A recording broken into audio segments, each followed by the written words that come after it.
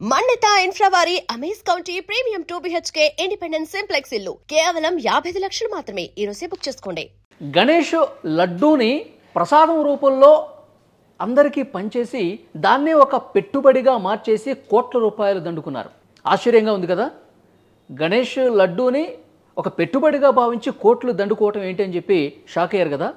అసలు ఈ కేసుకు సంబంధించిన పూర్తి డీటెయిల్స్ ఏంటంటే, గత సంవత్సరం సెప్టెంబర్లో గణేష్ నవరాత్రి ఉత్సవాలు జరిగినప్పుడు మై హోమ్ పూజా అపార్ట్మెంట్స్లో కొండపల్లి గణేష్ అనే వ్యక్తి 51 లక్షల రూపాయలకి వేలంలో ఆ లడ్డూను దక్కించుకున్నారు.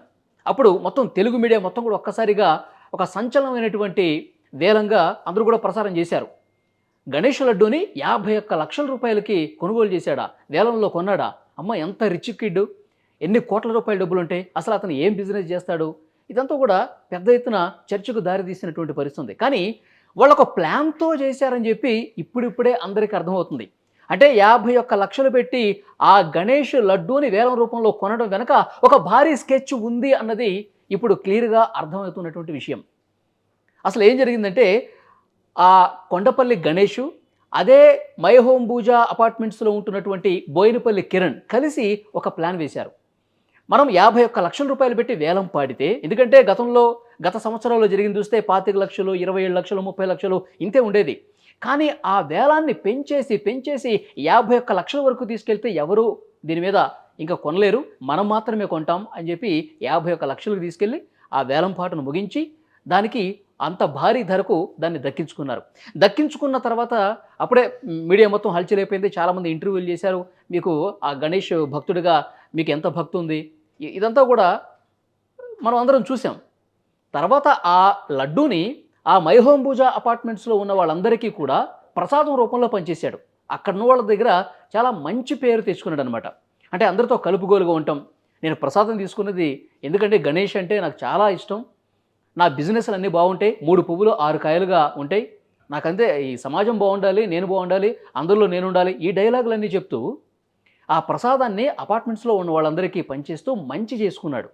అందరితో కలుపుగోలుగా ఉంటూ మనమంతా ఒకటే, మనం ఒక దగ్గర ఉంటున్నాం కాబట్టి మనందరం అన్నదమ్ముల్లా ఉండాలని చెప్పి ఇలాంటి భారీ డైలాగులు వేసి ఆ 51 లక్షల రూపాయల లడ్డూను కూడా వాళ్ళు ప్రసాదం రూపంలో అందరికీ పనిచేశాడు. అందరి దగ్గర మంచి పేరు సంపాదించేశాడు. తర్వాత అసలు మ్యాటర్ స్టార్ట్ చేశాడనమాట. అసలు ఏదైతే ఒక ఐడియా, ఒక ప్లాన్ వేశారో ఆ ప్లాన్ని అమలు చేయడం మొదలుపెట్టాడు. నాకు పలానా బిజినెస్లు ఉన్నాయి, మీరు అతని ఫోటో కూడా మీరు స్క్రీన్ మీద చూడొచ్చు. మెళ్ళో ఇంతలావు గోల్డ్ చైన్ వేసుకున్నాడు, చేతికన్నీ ఉంగరాలు కనిపిస్తూ ఉన్నాయి, చాలా దర్జాగా అందరూ కూడా నమస్తేలు పెడతా ఉన్నారు. అంటే ఎంత పెద్ద రిచ్ కిడ్, ఇతనికి ఎన్ని బిజినెస్లు ఉన్నాయి, ఎన్ని కోట్ల రూపాయలు ఉన్నాయని చెప్పి ఒక భ్రమ కల్పించాడు మై హోమ్ పూజా అపార్ట్మెంట్స్లో ఉన్న వాళ్ళందరికీ కూడా.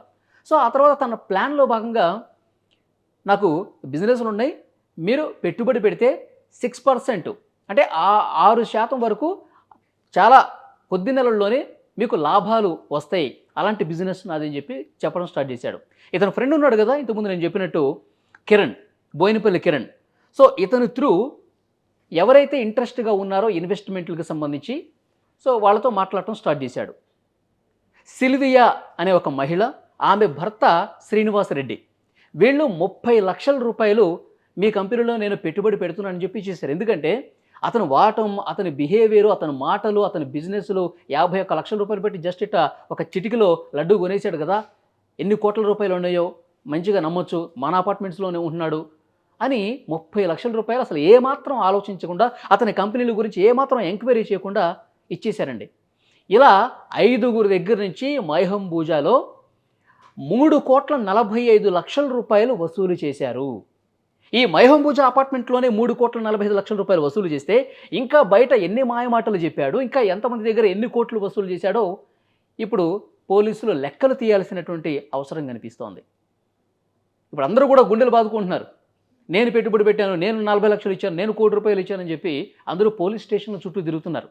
కొద్ది రోజుల క్రితమే మై హోమ్ పూజాలో ఈ గణేష్, కిరణ్ వీళ్ళిద్దరూ కూడా తమ ఫ్లాట్స్ ఖాళీ చేసుకుని వెళ్ళిపోయారంట. ఎక్కడున్నారో తెలీదు, ఫోన్లు స్విచ్ ఆఫ్ చేసి వస్తున్నాయి. సైబరాబాద్ ఎకనామికల్ అఫెన్సెస్ వింగ్లో అతని మీద కేసు నమోదైంది. ప్రస్తుతం అతని కోసం గాలిస్తూ ఉన్నారు.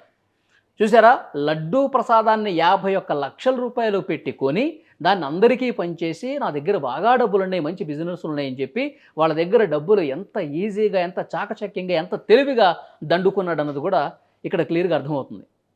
సో ఎంక్వైరీ చేస్తూ ఉన్నారు, అతని కాంటాక్ట్స్ ఏమున్నాయి, అతని ట్రాన్సాక్షన్స్ ఏమున్నాయి, ఎంతమంది అతనికి పెట్టుబడి పెట్టడానికి డబ్బులు ఇచ్చారు, ఎన్ని కోట్ల రూపాయలు దండుకున్నాడు, ఇదంతా కూడా పోలీసులు ఇన్వెస్టిగేషన్ ప్రస్తుతం ఇప్పుడే స్టార్ట్ అయింది.